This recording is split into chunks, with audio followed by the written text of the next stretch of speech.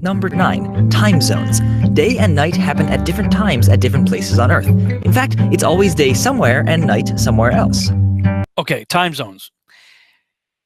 I think part of the problem is people who come from the spinning heliocentric globular Earth model, as soon as they hear flat, they just try to squish the Earth into a pancake and keep everything else the way it is in the heliocentric globular Earth model. Meaning, okay, now you just got this flat disk inside a solar system.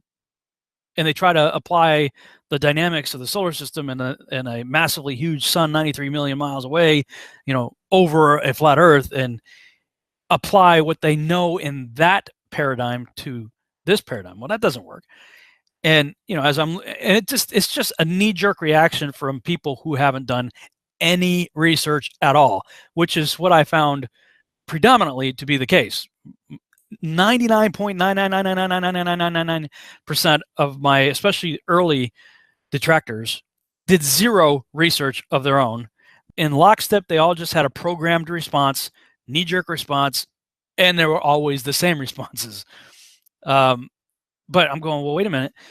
If we're on a circular still flat Earth set on pillars under a dome within which the sun, moon, and stars were placed on day 4, according to the Bible, then the sun and moon are what's moving, and the stars are what are moving, not the Earth, and therefore they are a lot closer and a lot smaller, as I've mentioned in the previous segments. So I created this animation. You guys have probably seen this. A lot of people have used it in their videos and stuff like that. It got mirrored quite a bit, where all I did is use a 3D software called Poser, which just basically, like it sounds, allows you to pose and move 3D objects.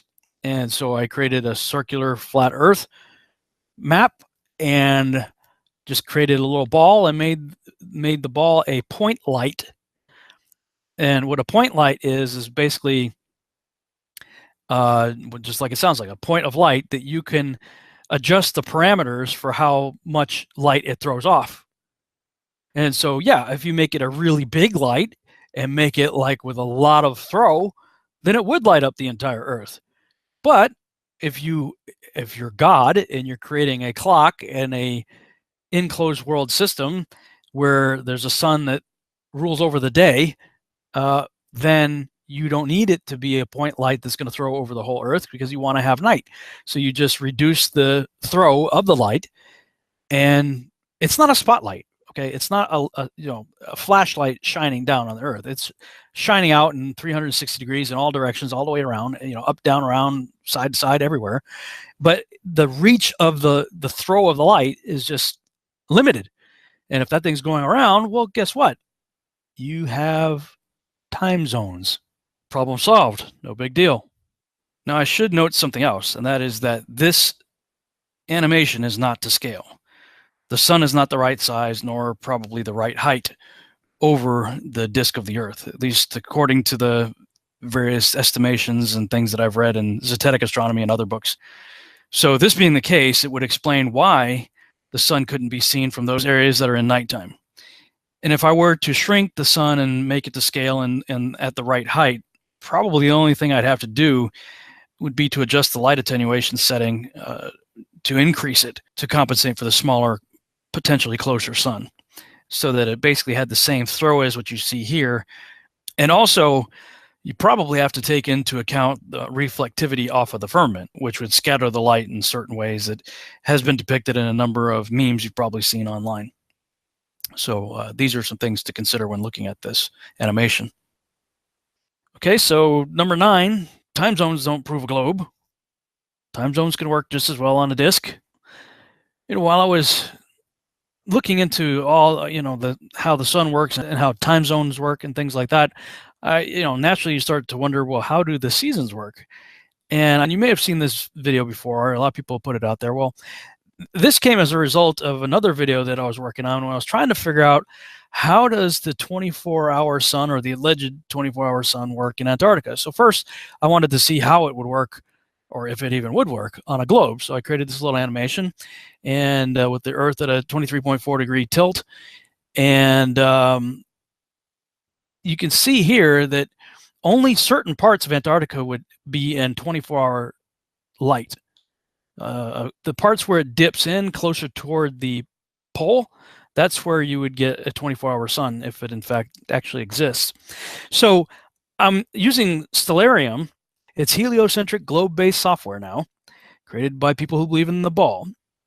And I was modeling it, and it allows you to figure out, what direction you want to point the camera, what type of camera you want to use, and whatnot. And you could set your location. So I set my location to Antarctica in, I think it was the Ross Ice Shelf area. And I set the duration up for an entire year. I wanted to see the whole year from the beginning of January to the end of December to see what the sun was doing. And so you can set the animation up, and you could set the speed and duration and all that. So, you don't have to sit there for an entire year. You can make the whole year go by pretty fast and observe what the sun and moon are doing.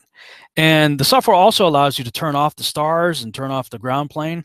And I got this idea, instead of just looking in one of the cardinal directions, north, south, east, or west, I decided to angle the camera so it was looking straight up. And the software actually allows you to, like, as if you're pulling the camera into the ground, and put it in sort of like a fisheye lens mode where you can actually see all 4 cardinal points at the same time. And so I'm watching the sun and moon go over me in a counterclockwise fashion, because I'm looking up from the ground. So it's coming up from my right and going over me to my left. So from east to west, And after I modeled the whole thing and looked at it, and with the ground plane off and the stars off, it's just a black background with the sun and moon going around counterclockwise.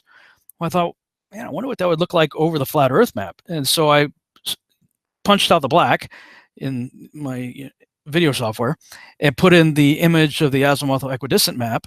And then the only thing I did to that video was do a horizontal flip, because it was going counterclockwise from the ground view looking up. And since I'm now looking down from above, it needed to switch, from going counterclockwise to going clockwise. That's all I did. That's the only thing I did. And what I discovered was, and even though this is not 100% perfect, it actually shows the sun and moon going in an outer ring and an inner ring, going between the 2 tropics and going over the equator. So in our winter, in January, it's going in the outer rim circle, and in our summer, it's going in the inner rim circle, going between the 2 tropics over the equator. And the software actually made the sun speed up and slow down. Again, I didn't do that. I didn't do anything to it. And I'm sitting there going, wow. And I'm thinking, did this software actually just show me how the 4 seasons work on a flat Earth map? I don't know, but it sure seems to work out pretty good. And if you haven't had a chance to, you should listen to the show that Zen Garcia and I did on it, because he took what I did here and basically was able to unlock the chapters of the Book of Enoch to talk about the path and the course of the heavenly luminaries. Fascinating stuff. But I don't have time to get into all that here, so let's go on to number 8.